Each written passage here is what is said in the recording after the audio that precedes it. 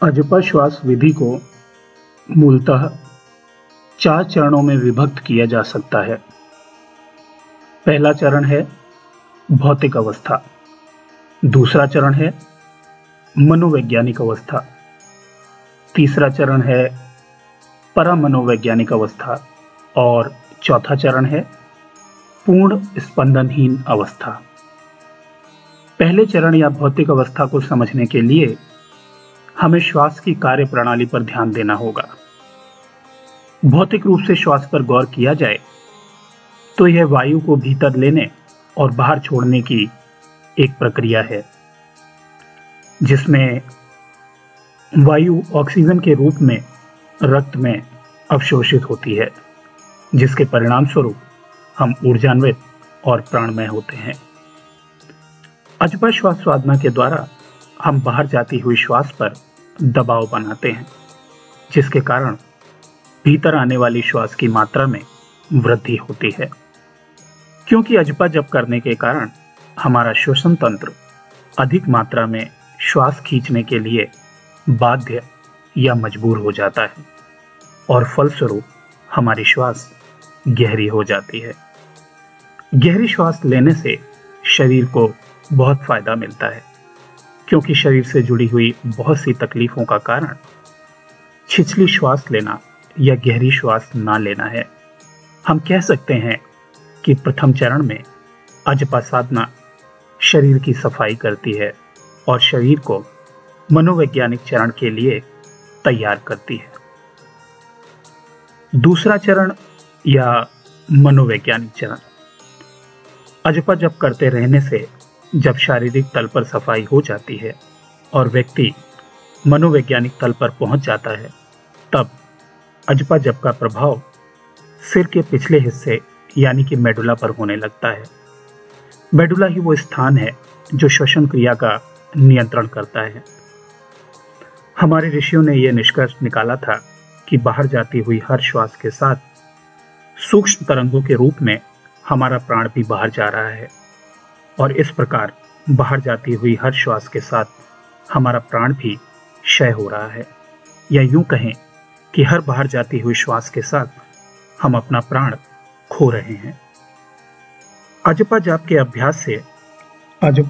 अभ्यास से बाहर जाती सूक्ष्म प्राण तरंगों के बहाव में अवरोध उत्पन्न होता है, जिसके कारण बाहर जाती हुई प्राण तरंगों का संचय प्रारंभ हो जाता है और प्राण ऊर्जा कुंडलिनी के मूल में एकत्रित होने लगती है। फलस्वरूप श्वास गहरी और लयबद्ध हो जाती है। व्यक्ति ऊर्जावान महसूस करता है, वैचारिक स्पष्टता की अनुभूति होती है एवं एकाग्रता में वृद्धि होती है। व्यक्ति के विचार, भाव और इच्छा शक्ति में सकारात्मक परिवर्तन होता है। भीतर दबी हुई इच्छाएं और अंतर्द्वंद स्पष्ट होने लगते हैं। जिन जिन भावनात्मक और ऊर्जा के तलों पर व्यक्ति अटका हुआ होता है, वो सब कुछ स्वप्नों के माध्यम से वैसे ही दृष्टिगोचर होने लगता है जैसे व्यक्ति आईने में अपने आप को देख रहा हो। दूसरे चरण में मूलतः प्राण पर नियंत्रण स्थापित होने लगता है। इस चरण में व्यक्ति को कई मनोवैज्ञानिक तलों की अनुभूति होती है। इस चरण में व्यक्ति मन के तल पर चैतन्यता महसूस करता है। तीसरा या परामनोवैज्ञानिक चरण, अजपा जप साधना का तीसरा चरण जटिल भी है और महत्वपूर्ण भी। इसे हम परामनोवैज्ञानिक अवस्था कहते हैं। इस अवस्था में साधना व्यक्ति को उस स्थिति में ले जाती है जो कि 5 इंद्रियों की समझ से और सीमा से परे हैं। इस अवस्था में व्यक्ति 5 इंद्रियों का अतिक्रमण करते हुए इंद्रिय जनित मर्यादाओं को तोड़ देता है और उन चीजों का अनुभव करने लगता है जो कि हमें इंद्रियों के सीमित अनुभूति क्षमता के कारण नहीं हो पाती। इस अवस्था में स्पंदन की आवृत्ति या फ्रीक्वेंसी नियंत्रित होने लगती है। दूसरे शब्दों में अगर कहें तो यदि किसी व्यक्ति को फ्रीक्वेंसी नियंत्रित करनी आती है तो वह चीजों को उसी प्रकार से देख सकता है जिस प्रकार एक्स-रे, गामा रे या कॉस्मिक रे के द्वारा दुनिया दिखाई देती है। व्यक्ति प्रकाश की गति से यात्रा कर सकता है। इस अवस्था में आप कर्म बंधन के नियमों में अपनी ऊर्जा और शक्ति द्वारा परिवर्तन कर सकते हैं। इस अवस्था में आप प्रकृति के हाथों में एक अदना सा खिलौना मात्र नहीं रह जाते, बल्कि आप प्रकृति को अपने नियंत्रण में ले सकते हैं। चौथा चरण या स्पंदन रहित अवस्था। इस अवस्था में व्यक्ति तभी प्रवेश करता है जब वह सापेक्ष गति का पूर्ण शांति में विलय करना सीख जाता है। एक ऐसी स्थिति जिसमें समय की उपस्थिति या मौजूदगी है ही नहीं, या यूं कहें समय अंतराल का जन्म ही यहां से होता है। यह वह स्थिति है जिसमें चेतना की तरंगें एक सीधी रेखा या एक बिंदु में परिवर्तित हो जाती है। उपनिषदों ने इस अवस्था को निस्पंदावस्था कहा है। यहां पर हर तरंग शांत हो जाती है। अजपा जप द्वारा प्राणों का दिशा परिवर्तन कर शुरू की गई यात्रा यहां पर आकर समाप्त हो जाती है। इस अवस्था में कोई भी स्पंदन या तरंग शेष नहीं रह जाती। इसी स्थिति को सत चित आनंद की अवस्था कहा गया है। ब्रह्म ज्ञान की प्राप्ति कहा गया है। इस अवस्था तक बहुत कम लोग पहुंच पाते हैं, परंतु जो पहुंच जाते हैं उनके समक्ष जीवन और मृत्यु से संबंधित सभी रहस्य उजागर हो जाते हैं और अंततः व्यक्ति को निर्वाण प्राप्त होता है। अजपा जप साधना के विषय में शास्त्रों में कुछ उल्लेख इस प्रकार से मिलते हैं। अजपा ही व्यक्ति का संपूर्ण जीवन है। अजपा का अर्थ ही जीवन है, क्योंकि जब तक इसकी आवृत्ति है तब तक जीवन है। अजपा की संरचना दो ध्वनियों से हुई है।